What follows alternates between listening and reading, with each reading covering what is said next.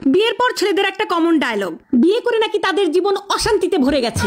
আচ্ছা আমি বলি কিভাবে অশান্তিতে ভরে গেল তাদের জীবন? সকালবেলা ঘুম থেকে উঠেই তারা নাস্তা রেডি পায়, দুপুরবেলা কি খাবে না খাবে সেটাও বাসা থেকে বউ যত্ন করে বেঁধে দেয়।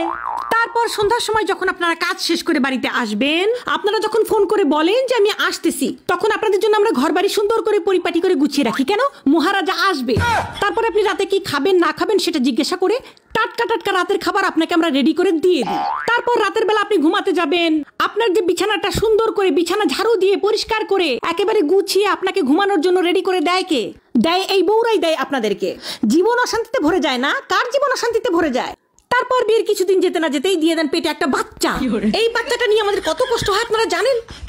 সেই বাচ্চা পেটের মধ্যে 9 মাস কে পালে? আপনি পালেন? আপনারা তো খুব ফুর্তিতে বাচ্চাটা দিয়ে দিয়েছেন, কিন্তু সেই বাচ্চা আমরা পেটের মধ্যে 9 মাস পালি। পেলে সেই বাচ্চাটাকে ছোট থেকে বড় করি আমরা, গু সাফ করি আমরা, গু মদ সবকিছু পরিষ্কার করে বাচ্চাটাকে তিলি তিলি বড় করি, খাওয়াই, স্কুলে নিয়ে যাই, পড়াই। তারপরে কিছুদিন যেতে না যেতেই পরিবারের সবাই মিলে, বৌমা একটা বাচ্চার কোনো ভরসা আছে, আরেকটা বাচ্চা নাও। তারপরে আরেকটা বাচ্চা হয়, আমাদের জীবন হয়ে যায় তেনা তেনা। তারপরে হচ্ছে ওই বাচ্চা পেটে আসে, বমি করি আমি, সিজারের কষ্ট ভোগ করি আমি, সবকিছু ভোগ করে মেয়েরা। আর ছেলেরা বলে কিনা তাদের জীবন বলে খুব বিষাক্ত হয়ে গেছে, তাদের জীবন নাকি নষ্ট হয়ে গেছে। তোমরা কি করো? ও এখন তো আবার খোটা দিবা, মানে আমরা কিছু বললেই পুরুষদের একটাই ডায়লগ, ও টাকা তো কামাই করা লাগে না। টাকা কামাই করলে বুঝতো কত কষ্ট, ঘরে বসে খাও তো টের পাও না। এই যে পুরুষরা শুনে রাখো, খবরদার টাকার খোটা দিবা না। আমরা মেয়েরা যদি চাই, এখন ফোনের যুগ, অনলাইনের যুগ, আমরা মেয়েরা যদি চাই তোমাদের মতো ডাক্তার ইঞ্জিনিয়ার ব্যারিস্টার হওয়া লাগবে না, কোম্পানিতে কাজ করা লাগবে না। আমরা ঘরে বসে, এই যে ঘরে বসেই এই রান্না দিয়ে আমরা ইউটিউব ফেসবুক থেকে লক্ষ লক্ষ টাকা চাইলেই কামাই করতে পারি। এত মনে করো ইয়ে নেওয়া ঠিক না, এত ভাবনিতে যাবা না, ঠিক আছে?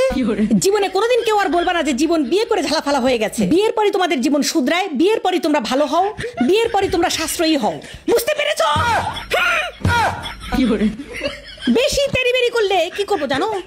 রান্নাঘরে কিন্তু অনেক কিছু থাকে মেয়েদের অস্ত্র। হ্যাঁ, মাথার ব্রেনে ভরে মাথার খুঁজি একদম চাগাই দেবো।